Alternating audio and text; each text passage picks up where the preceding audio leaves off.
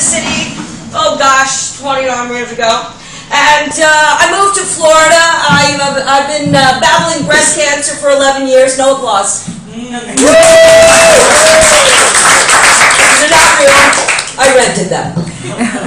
No, I used to live here, and I was pretty amazed when I came back because I forgot how tough New York is. I've been living in Florida, and everybody's so polite in the South, and the signs are polite. I mean, we have a sign in our driveways like, "Please, John has a pocket. Thank you, y'all." The signs in New York like, "Don't even think of fucking pocketing." And my line has got a guy with his hands in the symbol. It's tough here. So, as I said, I was battling breast cancer, and I found out that I'm now cancer-free. Yay!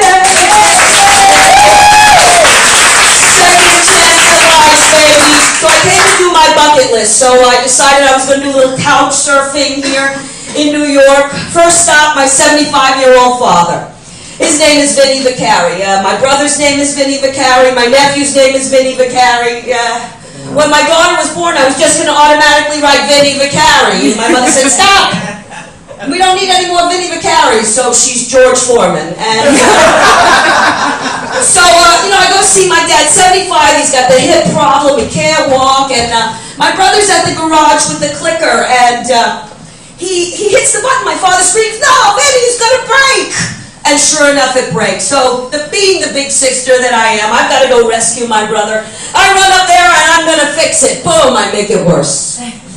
My father's like, "Gina, don't help people, even if they need it." And I'm thinking, I'm 50 years old, and this is the life lesson the old man's teaching me. And me and my sister-in-law, my brother, we're having a big, "Oh, the old man, don't help people." 10 Commandments. You don't know how right he was. Needless to say, I was shipped to my brother's house. So now I'm couch surfing at my brother's house. I love my sister-in-law. She's really great. She says, "We're going to have a passion party. We're going to call it 50 Shades of Grey." 50 Shades of Grey. I don't even know what this is. Oh, you mean buy a dildo at your house party? Oh, okay. So we're at this party, and the woman's talking about safe words and bondage, and I'm like, oh my God. This other woman comes in, she's drunk, she's talking to her phone, she's eating chips everywhere. She goes in the bathroom, I tell my sister-in-law, "It's your house. Kick her out, kick her out." Don't help people, my father's saying in my head. So she gets her out, and then the woman goes on, and this dildo comes out. It's like a missile. It's like gigantic. "Here, look at this model." And it's got bells and whistles and beads going around, and you see middle-aged women going, "Oh, yes, very realistic." And we're passing it around in the hot. So then there's another woman, there's a party within the party, and she doesn't know I got a little piece of gossip about her before the party. I found out that during Fleet Week, she had a few fun times with the sailors, okay? So I have a conversation with her, knowing what I know, and my father's voice in my head. And she says to me, "I'm very unhappy at my marriage." I'm not surprised. I don't say anything. "My husband is mean, he follows me, he tests me, he's this." And I'm like, oh, he's terrible, and I'm a good girl, I'm a good girl. My fair lady, my ass, I don't say anything. No, I still don't say anything. I'm nice, my father's voice, I don't help people. So then I turn around and she's talking to somebody else, and I hear her say, I said, "What? Oh, why don't you leave him if he's so mean? He's rotten you." She says, "Oh no, I love my house." I mean, you can't keep me in a house with a man I hate, This baby's got a lot of money, but this guy doesn't have anything. So I'm like, "Oh, okay." She's like, "And my dogs. I can't leave my house and my dogs." I'm like, okay. So I move on, I turn around, and then I hear her at the corner of my ear talking to somebody. She's like, "I would live in a shack with the man I love." And I couldn't help it anymore. I'm like, bullshit! You just said you wouldn't leave your house. He's treating you like shit. She's like this. Needless to say, I'm at my friend Joanne's house this week. And Joanne's cool. She's an old friend. In fact, she brought most of the audience. In fact, the real audience are my friends. Thank you very much.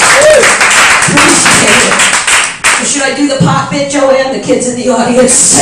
She's like, "Do the pot bit. Do the pot bit." Like, where's the punchline? I don't know. That's because you smoke too much fucking pot. But not me.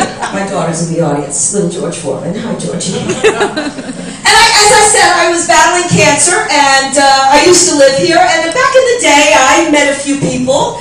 I actually dated the same man as Oprah at one point. Different times. Not Stedman, or I'd still be with that motherfucker.